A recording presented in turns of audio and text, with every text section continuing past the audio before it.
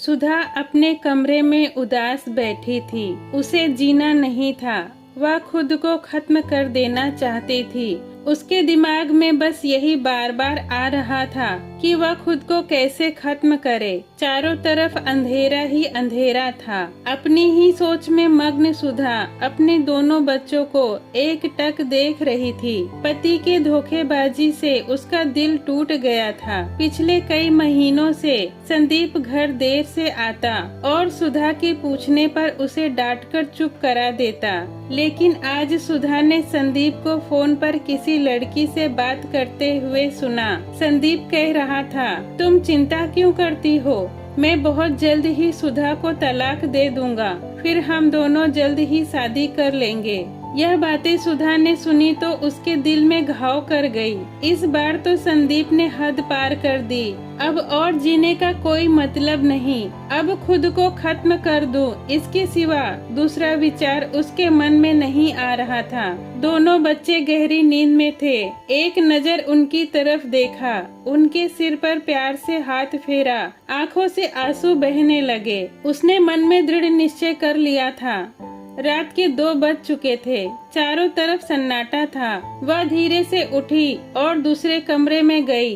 पंखे के नीचे स्टूल को रखा और गले में फांसी का फंदा डालने ही वाली थी कि कुछ गिरने की आवाज आई। सुधा का 2.5 साल का बेटा जोर जोर से रोने लगा। उसी समय सुधा की 6 साल की बेटी चिल्लाने लगी, मम्मी मम्मी कहाँ हो तुम? छोटू बेड से नीचे गिर गया, देखो ना ये कितना रो रहा है। सुधा भागते हुए उस कमरे में आई और अपने बेटे को उठाकर अपनी गोद में ले लिया और अपने सीने से लगा ली।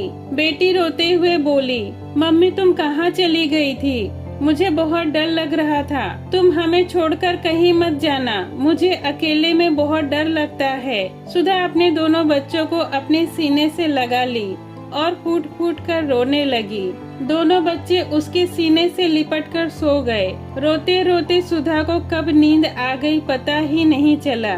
सुबह काम वाली बाई चंदा की आवाज से सुधा की नींद टूटी। चंदा ने कहा, अरे मैडम जी क्या हुआ, अभी तक आप सोई हुई हैं? तबीयत तो ठीक है ना आपकी?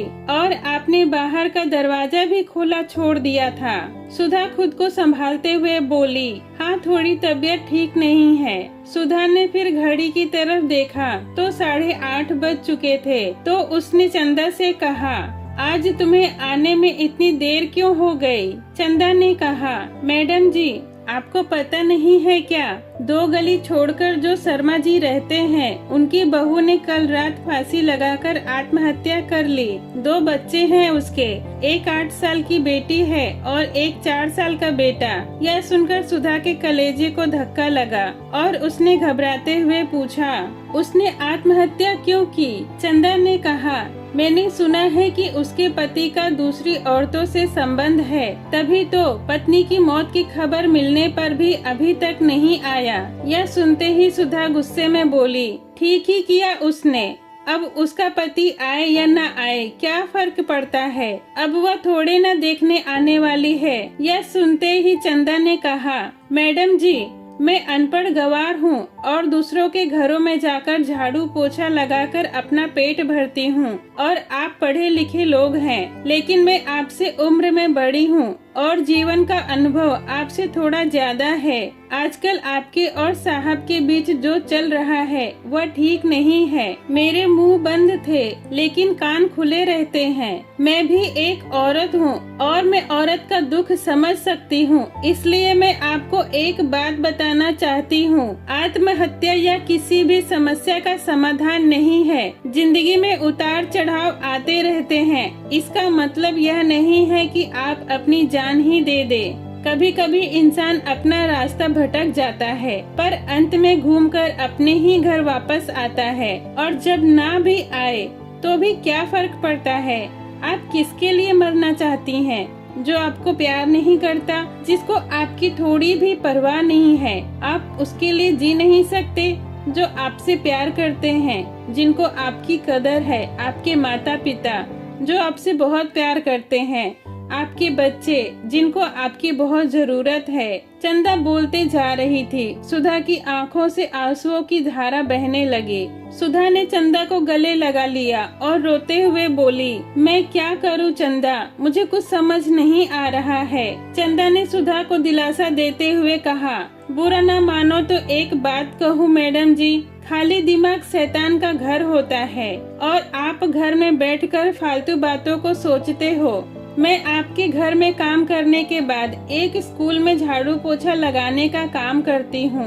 वहाँ की प्रिंसिपल मैडम बहुत अच्छी हैं। आप तो पढ़े लिखे हो, अगर आप बोलो तो मैं आपके लिए टीचर का काम करने के लिए बात करूँ। आपका वक्त भी कट जाएगा और मन भी लगा रहेगा। इस पर सुधा चुप बैठी रही। कोई जवाब ना पाकर चंदा ने कहा, मैं आपके लिए चाय बनाकर ले आती हूँ, और वो अपने काम में लग गई। काम खत्म होने पर जब चंदा जाने लगी तब सुधा ने कहा, रुको चंदा, तुम कल स्कूल से मेरे लिए पूछ कर आना और हो सके तो मेरी प्रिंसिपल मैडम से फोन पर बात करवा देना। यह सुनकर चंदा बहुत खुश हुई और वह सुधा के पास आकर धीरे से बोली, मैडम जी, मैंने दूसरे कमरे में पंखे के नीचे रखा स्टूल देख लिया था। आप ऐसा कभी मत करना, ये आपका घर है। इसे बचाने के लिए आपसे जो हो सके वह कीजिए। आपने तो बिना लड़े ही हार मान ली थी, लेकिन मैडम जी, लड़ाई लड़कर जीती जाती है, मरकर नहीं, क्योंकि मुर्दे कभी लड़ा नहीं करते। चंदा की यह बातें सुनकर सुधा का मन हल्का हो गया और उसे एक नई आशा की किरण दिखाई दी और वह अपने नए सफर की तैयारी में लग गई। तो दोस्तों, पति पत्नी का रिश्ता बहुत ही प्यारा होता है। कभी किसी पति पत्नी के रिश्ते में ऐसा मोड़ आए तो आत्महत्या इसका समाधान नहीं है। जीवन में किसी भी समस्या का समाधान आत्महत्या नहीं हो सकता।